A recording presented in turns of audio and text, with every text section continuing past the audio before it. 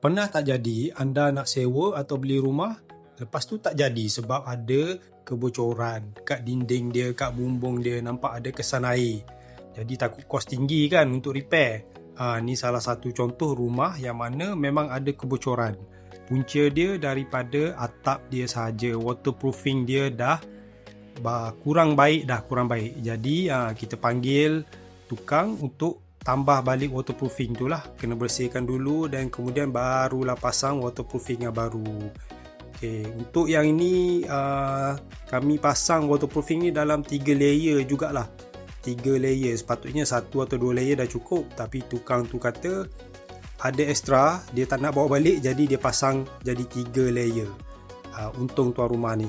Jom kita tengok apa hasil dia selepas dia pasang.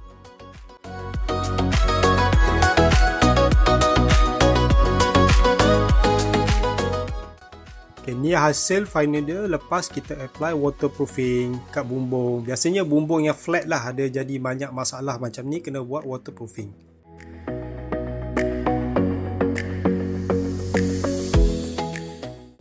Okay, ni kami cat balik kat dalam bilik tu yang bawah dia. Harap-harapnya dah tak jadi dah.